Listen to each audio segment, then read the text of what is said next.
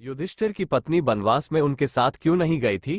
दोस्तों, क्या आपको मालूम है कि पांडव भाइयों में प्रमुख युधिष्ठिर की पत्नी कौन थी? पूरी महाभारत कथा में उनके बारे में बहुत कम मिलता है। हालांकि द्रौपदी को भी उनकी पत्नी कहा जाता है, लेकिन वह तो सभी पांचों भाइयों की संयुक्त पत्नी थी।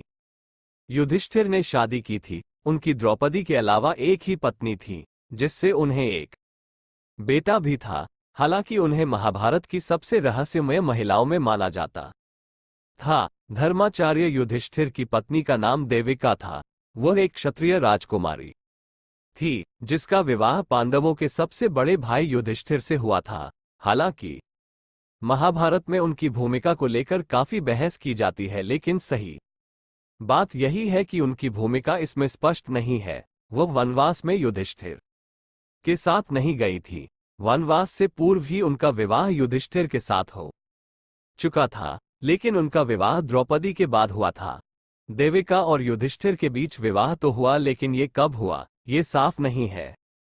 कुछ स्रोतों का दावा है कि वो उनके युवराज के रूप में राज्याभिषेक के बाद उनकी पत्नी बनी, जबकि कुछ सुझाव ये हैं कि उनका युधिष्ठिर से विवाह कुरुक्षेत्र युद्ध के बाद हुआ। महाकाव्य की प्रमुख घटनाओं में उनकी उपस्थिति का उल्लेख नहीं है। वैसे आमतौर पर कहा जाता है कि जब पांडवों को 14 साल का वनवास हुआ तो युधिष्ठिर का विवाह हो चुका था।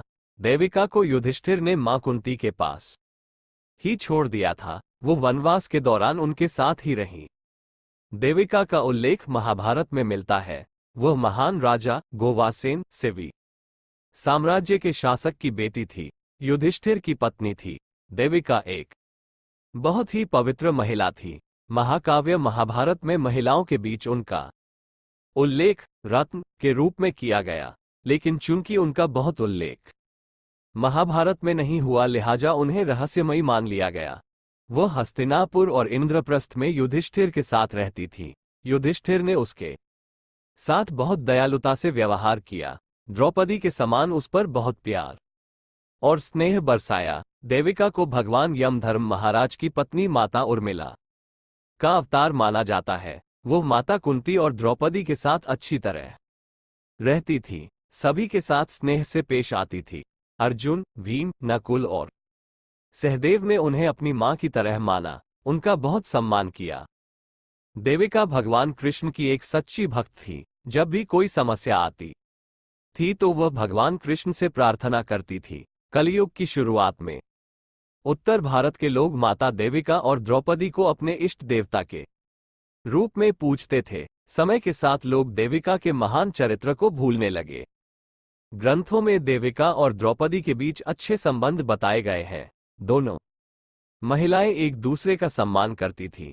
हालांकि ये बात सही है कि द्रौपदी की शर्त थी कि जब भी वो पांडवों में किसी के साथ रहेगा, तब उनकी पत्नियों में उनके मिलाप में कतई आड़े नहीं आएंगी। वो समय पूरी तरह उनका अपना होगा। दोस्तों, कहा जाता है कि 36 सालों के शासनकाल के बाद जब युधिष्ठिर अपने भाइयों के साथ स्वर्गारोहण के लिए हिमालय के मेरू पर्वत की ओर जाते हैं तो सभी भाइयों की सभी पत्नियां भी साथ होती हैं। हालांकि यहाँ देविका कोई जिक्र नहीं आता, इसलिए दोनों तरह की बातें कही जाती हैं कि वह इस स्वर्गारोहण में शुरू में गिरकर मृत्युलोक चली गई।